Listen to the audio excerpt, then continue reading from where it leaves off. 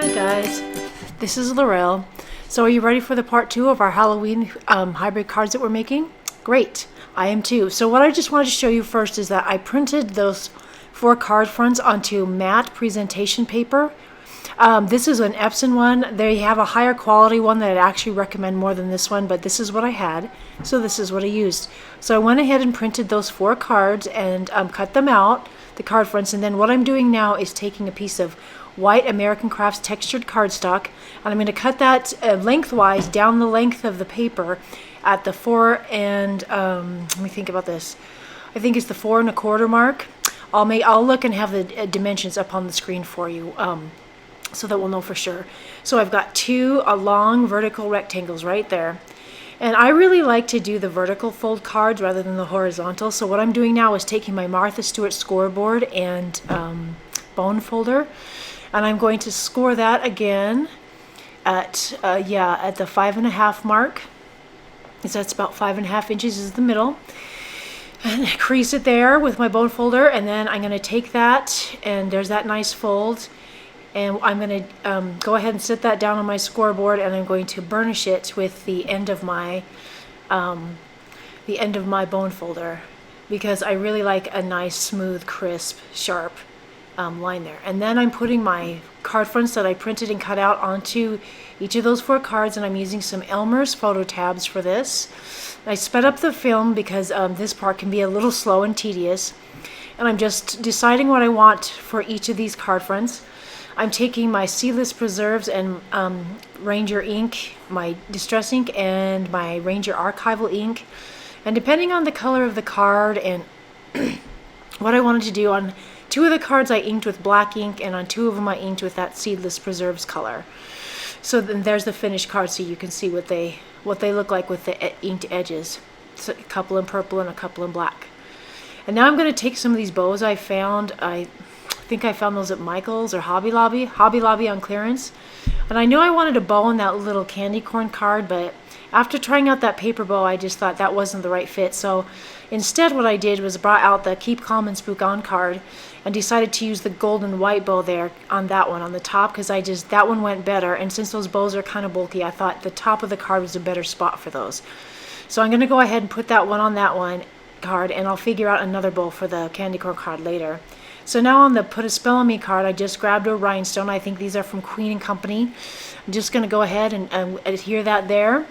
Give our flower a little center. And then I've got this little mini jute that's a little hairy, ropey type thing. It's one of my favorite types of ribbon or fiber or whatever to use on a card. So I'm just tying a little bow here, and I'm not being super careful, because what I'm going to do in a second is I'm just going to pull on the tails of those bows until I get the loops adjusted to where I like it. And this is what I do every time I create a bow for a card or scrapbook page, is I just mess with those tails and get those loops adjusted until they look about even and they look nice and cute and ready to go on my card.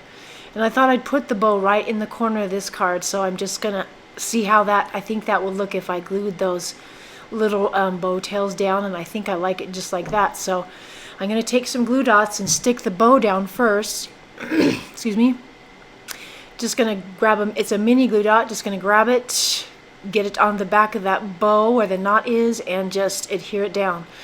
And then I'm going to kind of eyeball these and cut out the length that I'm going to glue down on my cards here. And again, this doesn't have to be perfect, because I'm going to go back and fix it after I glue the ends down. I'll show you how I account for any ends that are sticking off. So I got some tacky glue here, and I'm going to glue, just spread the glue onto this little piece of jute on each of those tails and glue it right down. And you can see there is a little bit of an overhang there on each of these, on each of the tails of this bow, and I'm going to show you here how I take care of that in a second. So I'm just going to finish gluing those down. There, just like that. That looks pretty good. And then what I do to get rid of any excess jute here after they're glued in places, what I'm going to do is pick the card up and open it, and you can see one of the little tails hanging off there.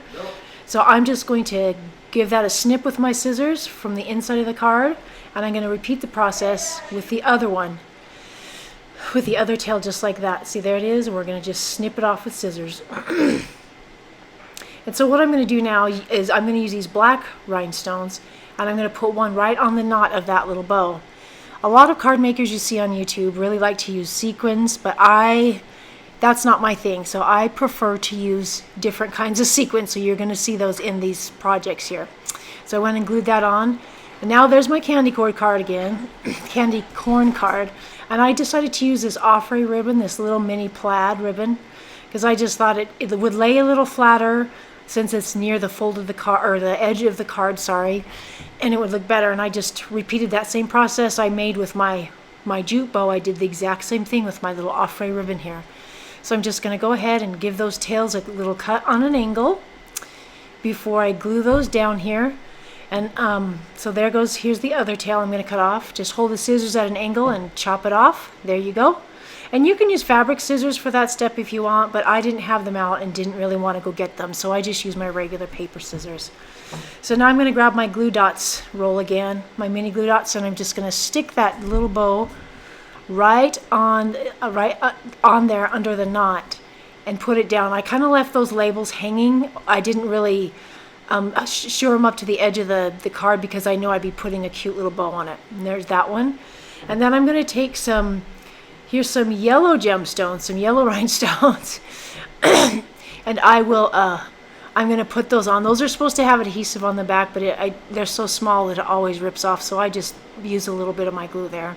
And I'm going to repeat the process on the bottom and do that. And just so you guys know, I'll have all the traditional and digital supplies I used on these cards listed in the description bar below.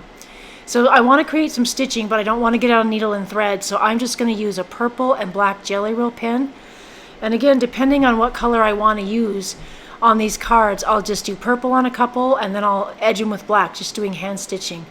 It takes a little bit of time, but it looks really cute. And there I went around the candy corn with a little bit of edging. I used some dots and lines to just give that a little bit more dimension and fun there. So anyways, I didn't show you the third card because pretty much all I did was glue it to the cardstock and stitch around it. There weren't any other additional embellishments since I embellished that one in my digital portion of the video.